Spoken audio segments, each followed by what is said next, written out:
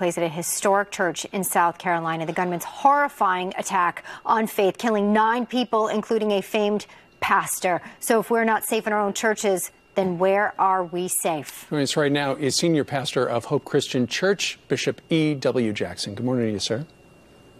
Good morning. Your thoughts this morning?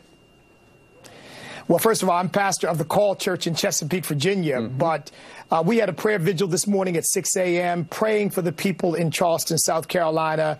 We're urging people, wait for the facts, don't jump to conclusions. But I have to tell you, I am deeply concerned that this gunman chose to go into a church because there does seem to be a rising hostility against Christians across this country because of our biblical views. And I just think it's something that we have to be aware of and not create an atmosphere in which people take out their violent intentions against Christians. And I would mention one other thing very quickly, and that is I would urge pastors and men in these churches to prepare to defend themselves. It's sad, but I think that we've got to arm ourselves, at least have some people in the church who are prepared to defend the church when women and children are attacked. Do you think that that is something that would fly inside a church, to have a pastor with a gun, to have security with a gun? Look, I'm a pastor. If someone comes in to hurt my church members, I have an absolute obligation to defend them, to protect them. So 9 people dead. Of course, I think people understand that it's sad, but this is the world that we live in. I understand it. I'm just, from the pastor perspective, I want to know if that's something you would do.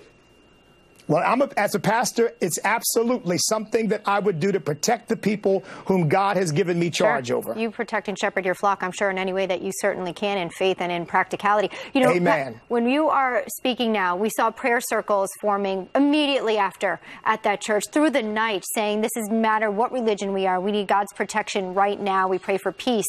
When you see this, Emmanuel means God with us. There are people out there right now who say, well, evil was there as well with this man who is now on the loose. Do you say to churches, close your doors, keep them open? What's your message right now to churches across the states?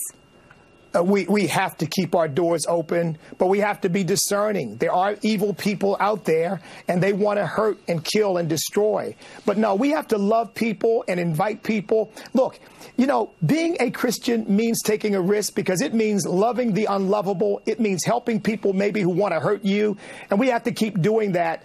But on the other hand, we also have to be prepared to defend those innocent people against these kinds of vicious attacks. It was released earlier, and extraordinarily, they called it a hate crime.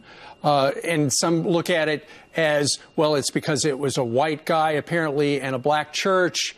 But you made a great point just a moment ago about the hostility toward Christians.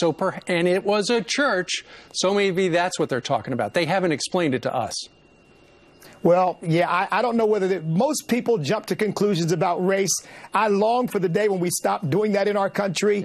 But we don't know why he went into a church. But he didn't choose a bar. He didn't choose a basketball court. He chose a church. And we need to be looking at that very closely. Absolutely. And reports are saying he was there, sitting there for about an hour, and then decided to kill the 9 people that he shot dead. Sick. Which is an amazing thing, that somebody would come in like they're peaceful and intent on receiving what's being taught, and then they turn and attack people. I mean, it's a tragedy beyond human comprehension. We pray for those people down there. But yes, I think churches have got to be a lot more vigilant, perhaps, than we've ever been before. EW, thank you very much for joining us live today. Thank you for having me.